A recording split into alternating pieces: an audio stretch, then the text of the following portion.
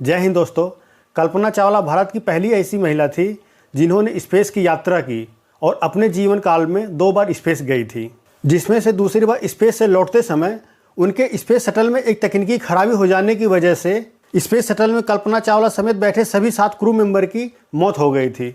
इस हादसे के हुए 20 साल बीत चुके हैं। दरअसल उस स्पेस शटल के साथ क्या हुआ था, स्पेस शटल कैसे ब्लास्ट हुआ, आइए इस वीडियो में जानते हैं। कल्पना चावला का जन्म 17 मार्च 1962 को हरियाणा के करनाल में हुआ था। इनके पिता का नाम बनारसी लाल चावला था और इनके माता का नाम संज्योति लाल चावला था।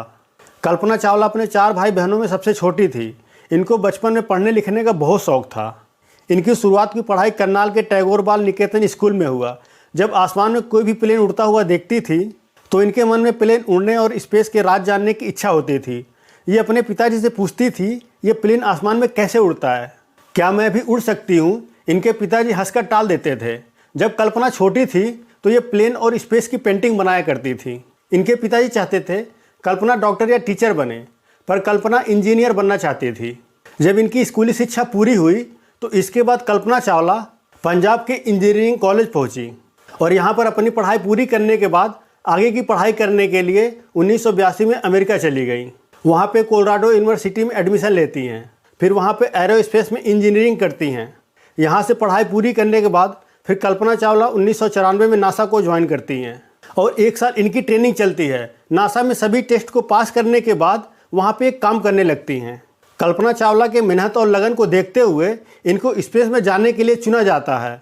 फिर इनकी लगातार 3 साल ट्रेनिंग चलती है और कल्पना चावला हर ट्रेनिंग में पास होती हैं।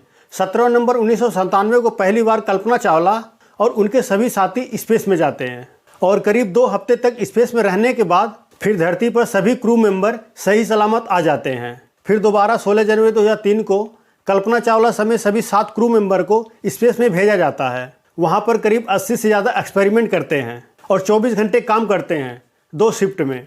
इनको स्पेस में 16 दिन रहना होता है। जब 16 दिन के बाद स्पेस से वापस आने लगते हैं तो स्पेस तक सब कुछ ठीक था। जैसे ही धरती के एटमॉस्फेयर में एंट्री करते हैं इनके स्पेस शटल में एक जोर का धमाका होता है और आसमान में धुएं का गुब्बार दिखाई देता है।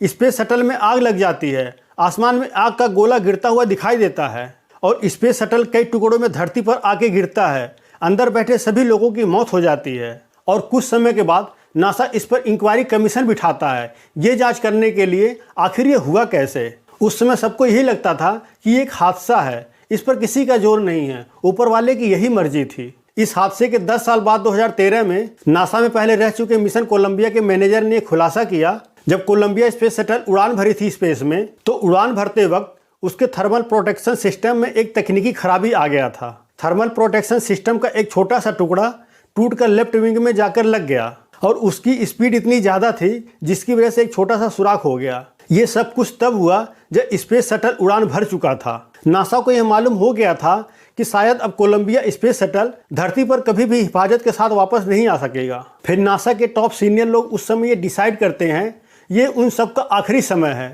और वो लोग हिफाजत के साथ नीचे धरती पर नहीं आ सकेंगे। उनको बताने का मतलब ये है वो जितने दिन वहाँ पर रहेंगे घुट घुट कर जिएंगे। उन्हें मालूम हो जाएगा कि वो धरती पर कभी भी सही सलामत नहीं आ सकते।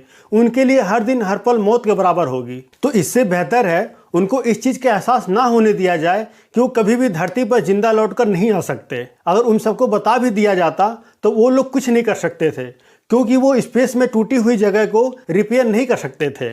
ज़्यादा से ज़्यादा उनके पास जब तक ऑक्सीजन रहता तब तक वो जिंदा रहते और ऑक्सीजन खत्म होने के बाद घुट घुट कर उनकी मौत हो जाती। इसलिए नासा चाहता था कि वो लोग जब तक स्पेस में रहें मस्त रहें, डर के साए में ना जिए, क्योंकि मौत तो उनकी तय थी। दरअसल उस दिन हुआ ये था, कोलंबिया स्पेस शटल जब धरती पर वापस आ रहा था तो स्पेस तक सब कुछ ठीक था। जैसे ही स्पेस शटल धरती के एटमॉस्फेयर में एंट्री किया तो स्पेस शटल की स्पीड काफ़ी तेज होती है, करीब 1 सेकंड में 12 किलोमीटर होती है और इसकी स्पीड को कम भी नहीं किया जा सकता, जिसकी वजह से धरती के एटमॉस्फेयर में एंट्री करते समय टेम्परेचर 3000 डिग्री हो गया था। स्पेस शटल की टूटी हुई जगह पिघल गई और गर्म हवा तेजी से अंदर आने लगी।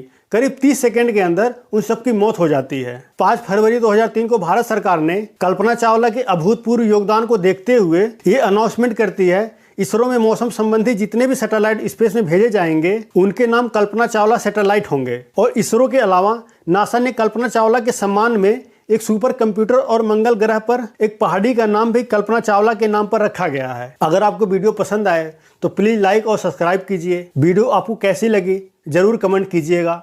मिलते हैं अगले वीडियो में, तब तक के लिए जय हिंद।